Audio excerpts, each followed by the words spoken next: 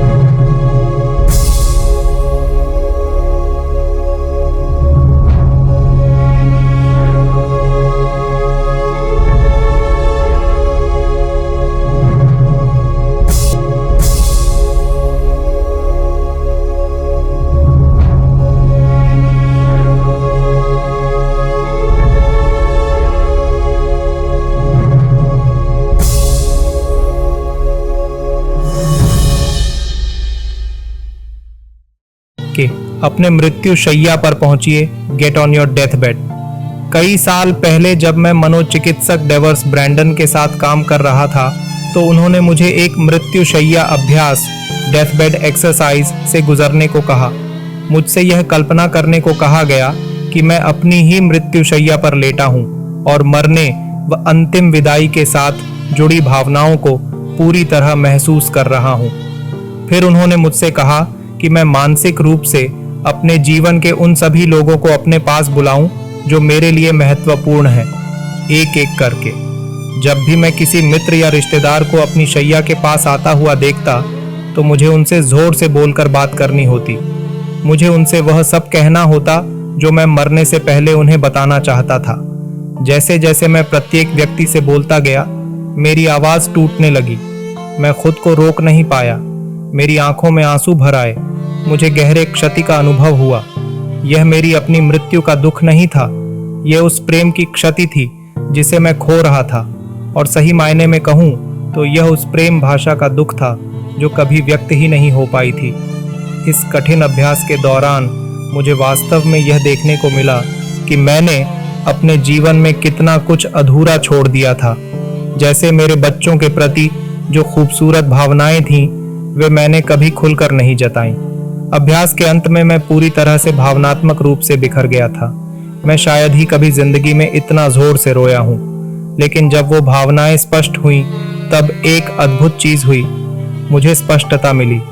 अब मुझे पता चल गया था कि वास्तव में क्या महत्वपूर्ण है और मेरे लिए कौन लोग मायने रखते हैं। अब मुझे पहली बार समझ में आया कि जनरल जॉर्ज पैटन ने क्यों कहा था, मृत्यु जीवन से अधिक रोमांचक हो सकती है। उस दिन के बाद मैंने ठान लिया कि अब कुछ भी अधूरा नहीं छोड़ूंगा। मैंने निश्चय कर लिया कि अब कुछ भी अनकहा नहीं रह जाएगा। मैं ऐसे जीना चाहता था मानो मैं कभी भी मर सकता हूँ। यह पूरी प्रक्रिया मेरे लोगों से जुड़ने के तरीके को हमेशा के लिए बदल गई। और इस अभ्यास का सबसे बड़ा संदेश मुझसे छूटा नहीं। हमें मरने के बिल्कुल करीब आने की जरूरत नहीं है ताकि हम मृत्यु की चेतना से मिलने वाले लाभ प्राप्त कर सकें। हम जब चाहें इस अनुभव को खुद पैदा कर सकते हैं। कुछ वर्षों बाद जब मेरी माँ टक्सन के एक अस्पताल में मृत्यु शैया पर थी, तो मैं तुरंत उनके पास पहुंचा। मैंने उनका हाथ पकड़ा और उन्हें बार बार वो सब प्यार और कृतज्ञता जताया जो मैं उनके लिए महसूस करता था। जब उनका निधन हुआ तो मेरा शोक बहुत तीव्र था, लेकिन बहुत छोटा भी। कुछ ही दिनों में मुझे लगा कि मेरी माँ की सारी महानताएं मेरे भीतर समा गई हैं और वो एक प्रेमपूर्ण आत्मा बनकर सदा मेरे अंदर जीवित रहेंगी। मेरे पिता की मृत्यु से 1.5 साल पहले मैंने उन्हें पत्र और कविताएं भेजनी शुरू कर दी थी, उनके जीवन में मेरे लिए किए गए योगदान के बारे में। वो अपने आखिरी महीनों में एक गंभीर बीमारी से जूझ रहे थे, इसलिए व्यक्तिगत रूप से संवाद करना हमेशा आसान नहीं था। लेकिन मुझे हमेशा अच्छा लगता था कि उनके पास वो पत्र और कविताएं थीं जिन्हें वो पढ़ सकते थे। एक बार उन्होंने मुझे एक फादर्स डे की कविता के जवाब में फोन किया और कहा, अरे लगता है मैं इतना बुरा पिता भी नहीं था। कवि विलियम ब्लेक ने हमें चेताया था कि अपने विचारों को मरने तक बंद करके रखना खतरनाक है। उन्होंने लिखा, जब विचार गुफाओं में बंद होते हैं तो प्रेम अपनी जड़ें नर्क की गहराइयों में दिखाता है। यह सोचना कि हम कभी नहीं मरेंगे हमारे जीवन के आनंद के लिए नुकसानदायक है। यह उसी तरह हानिकारक है जैसे एक बास्केटबॉल खिलाड़ी यह मान ले कि उसके खेल का कोई अंत नहीं है। वह खिलाड़ी अपनी तीव्रता कम कर देगा, आलसी अंदाज में खेलेगा और अंततः कोई मजा नहीं ले पाएगा। बिना अंत के कोई खेल नहीं होता। मृत्यु के प्रति चेतन न होने पर हम जीवन के उपहार को पूरी तरह महसूस नहीं कर सकते। फिर भी हम में से बहुत से लोग, खुद मैं भी, यह दिखावा करते रहते हैं कि हमारी जिंदगी का खेल कभी खत्म नहीं होगा। हम सोचते हैं कि किसी दिन हम महान काम करेंगे जब हमारा मन करेगा। हम अपने सपनों और लक्ष्यों को उस काल्पनिक टापू पर भेज देते हैं जिसे डेनिस वेटली समडे आइल कहते हैं। हम खुद से कहते हैं किसी दिन मैं ये करूंगा और किसी दिन वो करूंगा। अपनी मृत्यु से सामना करने के लिए हमें जीवन समाप्त होने तक इंतजार नहीं करना चाहिए।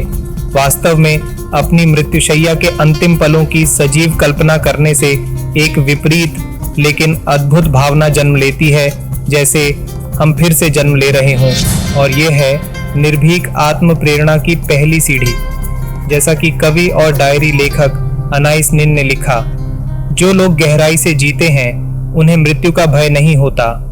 और जैसा कि बॉब डिलन ने गाया, जो जन्म लेने में व्यस्त नहीं है वह मरने में व्यस्त है। क्या आप चाहेंगे कि मैं इस प्रेरणादायक हिस्से को वीडियो स्क्रिप्ट या ऑडियो नरेशन के लिए भी तैयार कर दूं? धन्यवाद दोस्तों, जो आपने मोटिवेशनल हब के साथ प्रेरणा की इस खूबसूरत यात्रा में हमारा साथ दिया। हमेशा याद रखें, हर कहानी सिर्फ सुनने के लिए नहीं बल्कि अपने जीवन में बदलाव लाने के लिए होती है। आपके सपने बड़े हैं और उन्हें साकार करने का साहस आप में छुपा है।